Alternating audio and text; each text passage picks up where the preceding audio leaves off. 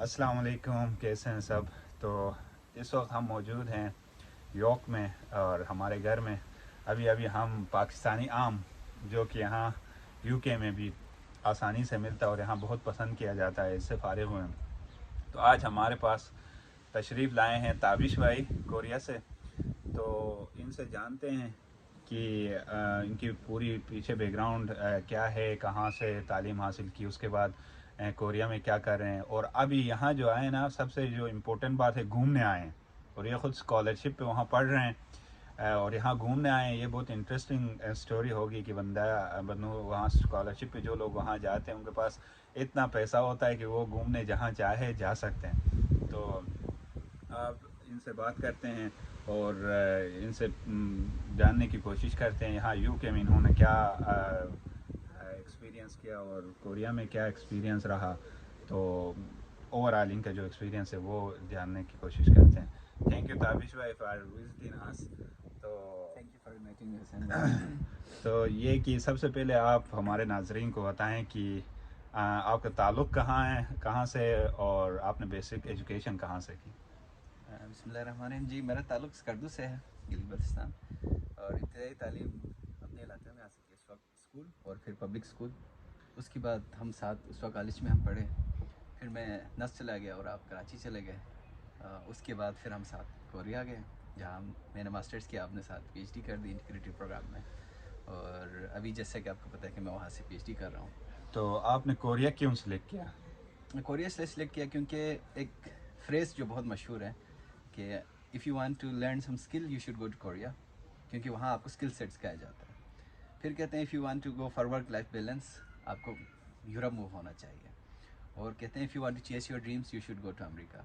तो चूँकि पाकिस्तान से ग्रेजुएट होने के बाद हमारा जो पहला गोल था वो जॉब का था, लेकिन ग्रेजुएशन के एंड तक हमें मालूम हुआ कि जो है ना, जॉब मेरे लिए नहीं है। मैंने अपने लिए ये देख लिया कि जॉब मेरे लिए नहीं है। तो मुझे रिसर्च में इंटरेस्ट पैदा हुआ, क्योंकि हमारे उस टाइम पे कुछ प्रोफेसर्स ऐसे थे जिन्होंने हमें मोटिवेट किया रिसर्च के लिए, लेकिन स्किल सेट नहीं था। तो हमने कहा कि चलो कोरिया से स्किल सेट सीखते हैं। उसके बाद फिर जैसे कि आप भी कोरिया से PhD करने के बाद अपनी मर्ज़ी से यूरोप में आए हुए हैं और आप कहीं पे भी जा सकते हैं। अब हमारे लिए तो मजबूरी थी ना। अब हम जैसे लोग जो जिनके पास पैसा ही नहीं है, कहीं और जाने का कोई ऑप्शन ही नहीं है हमारे पास, हम तो यही देख रहे थे कि जहाँ हमें फ्री एजुकेशन मिले वो हम वहाँ जाके फ्री एजुकेशन हासिल करें। मेरा ये मानना है कि FSC नहीं तो एटलीस्ट चलें आप मैक्सिमम, मतलब अंडर ग्रेड के बाद आपको ना अपने पैसे लगा के नहीं पढ़ना चाहिए। ये मेरा मानना है कि आपको इस अहल होना चाहिए कि आप स्कॉलरशिप लें या कहीं कहीं किसी स्पॉन्सर या स्कॉलरशिप कोई हंट करके उससे पढ़ें। तो आपके पास अपने पैसे भी थे, आप यहाँ UK भी आ सकते थे, आप US भी जा सकते थे। तो फिर भी आपने कोरिया को ही क्यों चूज़ किया। ये जी, उसका मैंने आपको यही बताया ना, स्किल सेट सिर्फ के लिए। स्किल सेट के लिए। क्योंकि जब हम पाकिस्तान की किसी भी यूनिवर्सिटी से हमारी ग्रेजुएशन होती है तो हमारे पास उतने स्किल्स नहीं होते, ना रिसर्च स्किल्स होते हैं।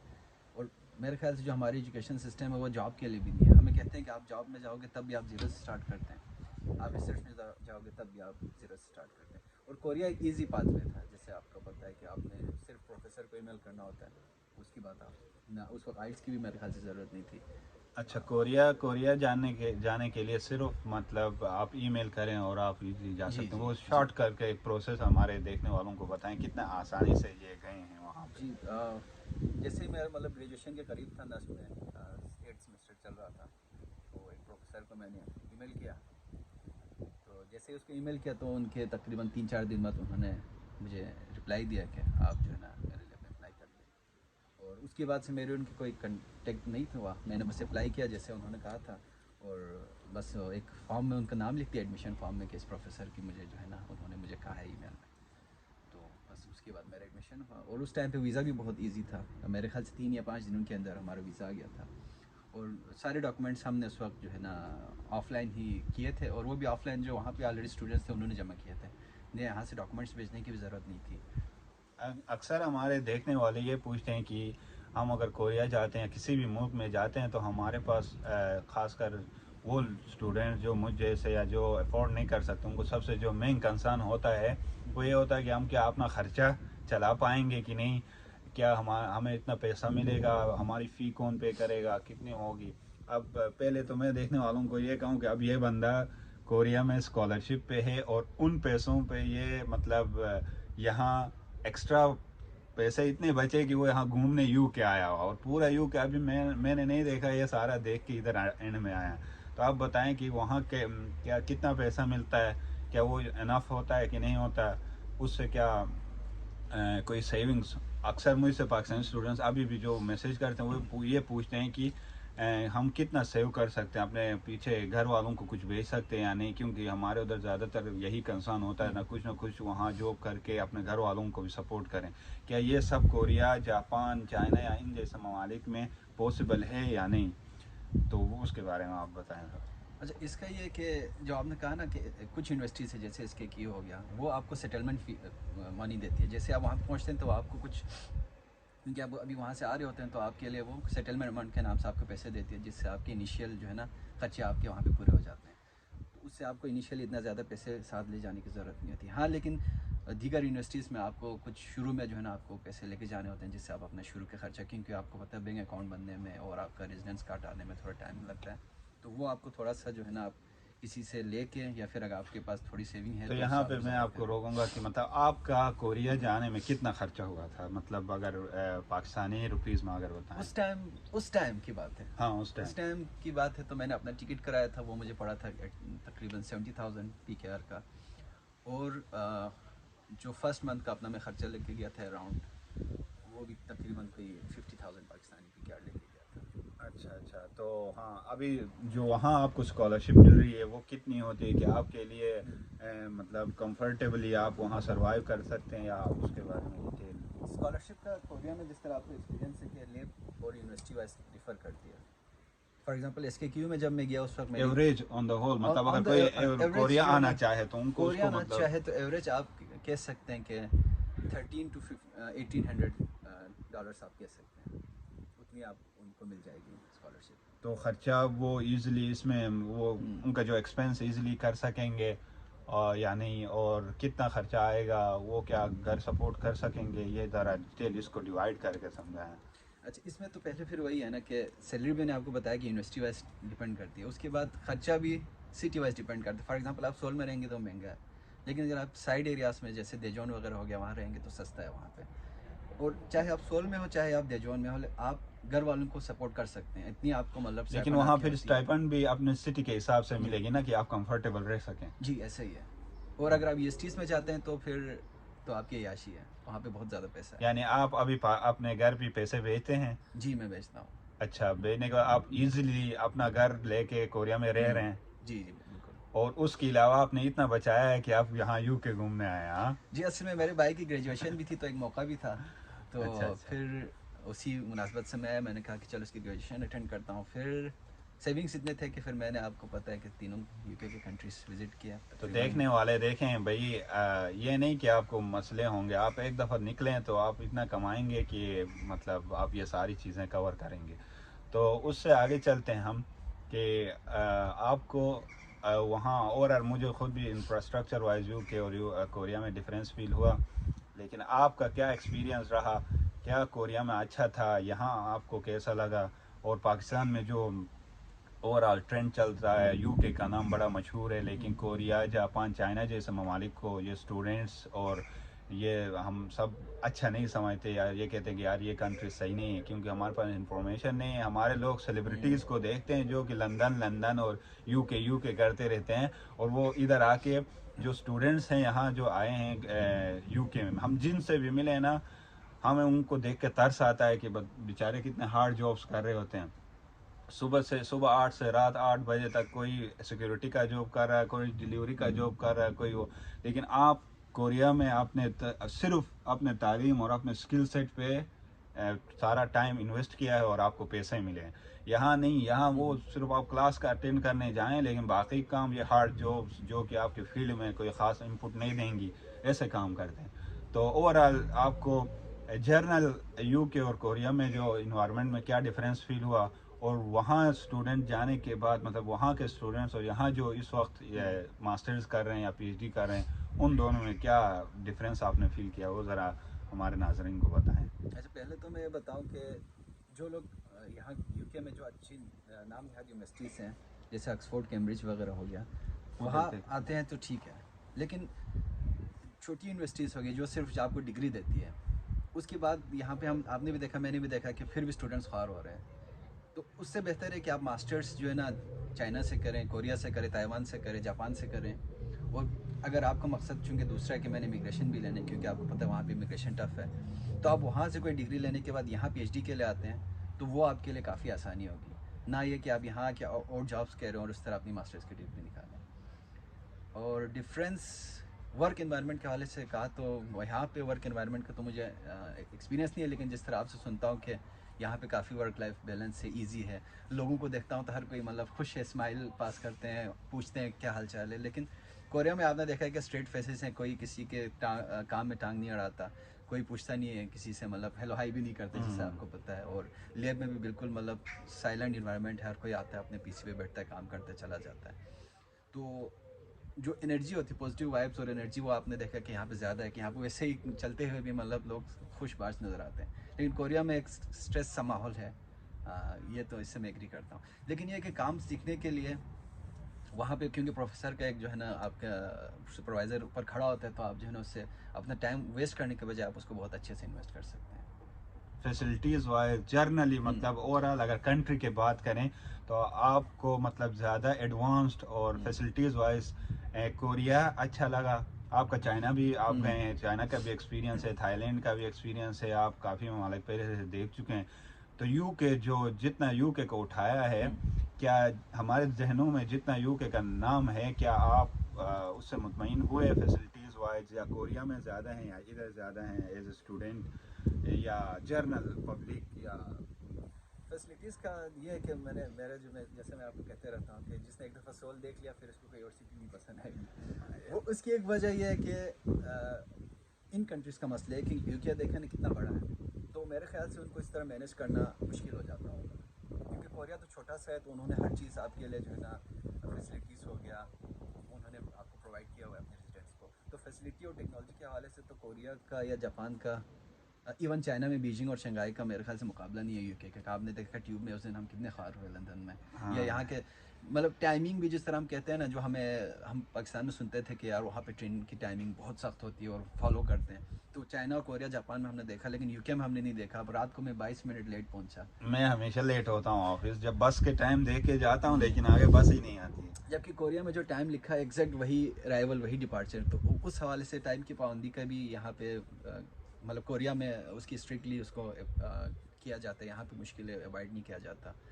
और वैसे भी देखा जाए तो एक डिसिप्लिन सा कोरिया में या जापान में है, डिसिप्लिन सा है। अब नहीं पता उन्होंने कैसे डिसिप्लिन अपना है, लेकिन यूके में चूँकि डाइवर्सिटी बहुत ज़्यादा है, यूके में डाइवर्सिटी है तो वो डिसिप्लिन उस तरह मेंटेन नहीं होता। जो मुझे लगता है वो यही वजह है कि डाइवर्सिटी है तो उस वजह से इतनी डिसिप्लिन अच्छी नहीं है। लेकिन कोरिया या जापान में चूँकि लोकल्स बहुत लोग हैं और फॉरेनर्स कम है, तो वहाँ पर डिसिप्लिन काफ़ी अच्छा है। मतलब आप वहाँ से बहुत कुछ सीख सकते हैं। मैं ये कहता हूँ कि जो एशियन जो 3-4 कंट्रीज़ हैं वो आपके लिए ना कहीं पे भी जाने के लिए गेट वे हैं। आप एशिया के कंट्रीज़ जैसे जापान, चाइना, कोरिया से आप मास्टर्स करें, फिर दुनिया आपकी, आप जहाँ से हमारे पीएचडी लोग कर रहे अंडर हैं एस्टिमेट करते हैं ना चाइना को, खासकर चाइना और कोरिया, मलेशिया इवन और जापान। वो हम कहते हैं नहीं भाई हमने इधर नहीं जाना है, हमने गोरों के मुल्क में जाना है। गोरों के मुल्क में आप बेशक जाएं, लेकिन देखें ना एक बंदा होता है ना, जैसे वो उसकी कैपेसिटी है कि वो डायरेक्ट गोरे कंट्रीज़ में जा सकता है, या किसी के पास पैसा है वो पैसे डाल के जा सकता है, ठीक है, वो उसमें कोई कबाहत नहीं है। लेकिन जिसके पास कुछ नहीं है तो वो उसको चाहिए कि यार एटलीस्ट चाइना जो आपको बुला रहे हैं भाई आ जाओ मेरे पास, फिर भी आप नहीं जाते, आप वहाँ जाओ मास्टर्स करो, फिर उसके बाद आपका जो भी ड्रीम कंट्री है वहाँ पर चले जाए आसानी से। अब कुछ लोग ऐसे होते हैं ना, मतलब अभी मुझसे कुछ लड़के रब्ता कर रहे थे तो वो कह रहे थे कि यार सोच रहा हूँ, कल ही मुझे एक मैसेज आया कि सोच रहा हूँ मैं जॉब के लिए बाहर अप्लाई करूँ, जॉब के लिए कौन सा कंट्री सबसे बेहतर रहेगा। तो मैंने उसको डायरेक्ट रिस्पॉन्स दिया, मैंने कहा यूएसए चले जाओ। अब आगे वाले बंदा वो पहले अपने आप को देखे कि भाई मैं कहाँ जा सकता हूँ, मेरी कैपेसिटी क्या है, कहाँ मेरे लिए बेहतर होगा। जाहिर है अब कोई भी पूछेगा तो जाओ भाई सिलिकॉन वैली जाओ, हम तो यही कहते हैं। लेकिन वो अपने एबिलिटी, अपने जो डिफरेंट जो लिमिटेशंस हैं वो चीज़ें कंसिडर करने होते हैं। तो अभी हमारे पास 2 से 3 किस्म के स्टूडेंट्स होते हैं नॉर्मली। एक वो लोग होते हैं जिनके पास माँ बाप के बाद दबा के पैसे होते हैं, तो मसलन उनके पास करोड़ 1 करोड़ तक उनके पास है अपने बेटे को मास्टर्स पे लगाने के लिए, मिनिमम 50 लाख उनके लिए आई थिंक, यानी वो रिग्रेट नहीं करेंगे वो 50 लाख लगा के, तो बिल्कुल। उनके लिए फिर यू के आना, यानी 50 लाख ही लगेंगे आपको मास्टर्स का, है ना। अच्छी यूनिवर्सिटी में जाना चाहिए, और वो भी अच्छी यूनिवर्सिटी से, ऐसा नहीं कि और डिग्री भी थोड़ी अच्छी होनी चाहिए। अब जिस तरह कल मैंने एग्जांपल दिया कि वो एक इंडिया से यहाँ मुझे खातून मिली थी, वो इंडिया से लोन लेके आई थी यहाँ पे कौन से कोई सब्जेक्ट, हाँ हिस्ट्री में मास्टर्स करने के लिए, और वो कह रही थी हिस्ट्री में मैंने मास्टर्स किया और अभी मैं जॉब के लिए 1 साल से ख्वार हो रही हूँ। तो अपने सब्जेक्ट को देखें, आपका सब्जेक्ट किस यूनिवर्सिटी में है, और उसकी पोटेंशियल, क्या आप जितना उसके ऊपर इन्वेस्ट कर रहे हैं क्या आपको उतना रिटर्न मिलेगा कि नहीं मिलेगा, ये भी तो देखना लाजमी आई थिंक।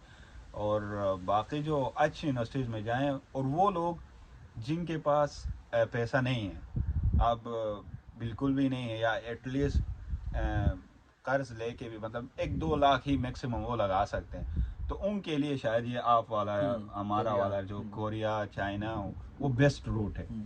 इवन जो पैसा है भी ना, तो उनको चाहिए कि वो वहाँ जाएं, पहले वहाँ एक तरह से वो इंसान बनाते हैं, बिल्कुल।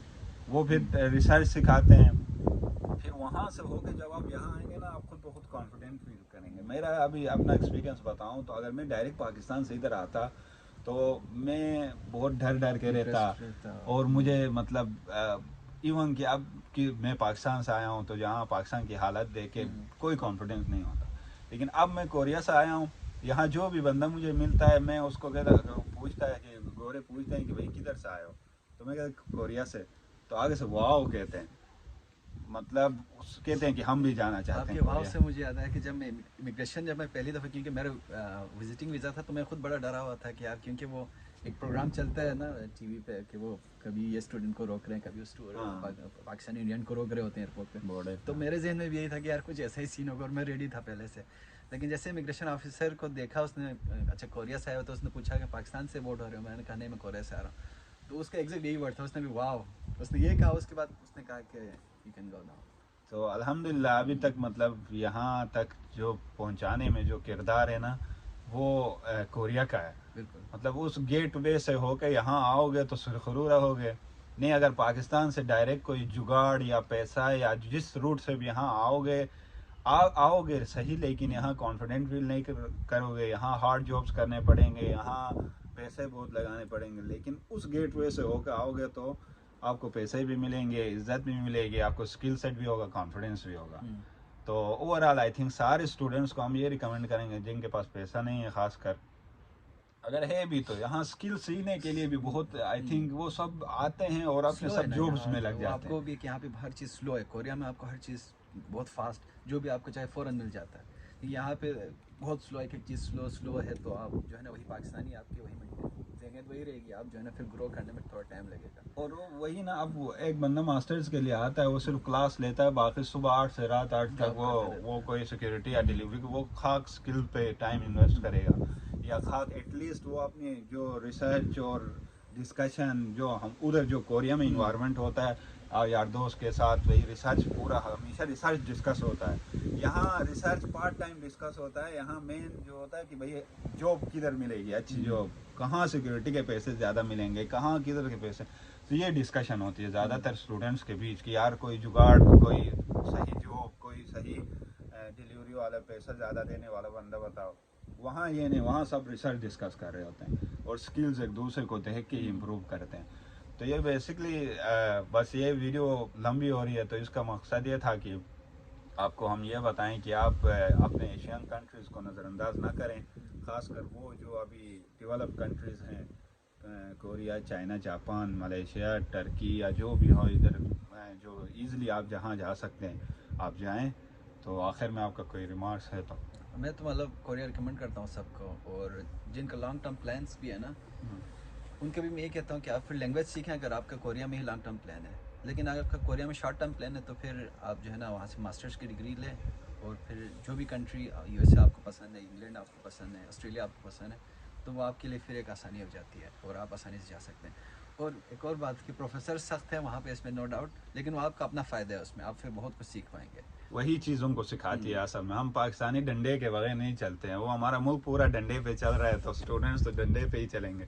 चलें वीडियो यहीं पे क्लोज करते हैं। उससे पहले यार हमारे पेज को फॉलो करें और हमारे यूट्यूब चैनल को भी सब्सक्राइब करें। यार कब से चला रहे हैं, कोई सब्सक्राइबर ही नहीं मोनेटाइज भी नहीं करवा रहे हाँ, YouTube तो वाले। आप सब्सक्राइब करें, यहाँ से ज़्यादा आपको यूट्यूब पे कंटेंट मिलेगा, आप जाएं वहाँ पे सब्सक्राइब करें।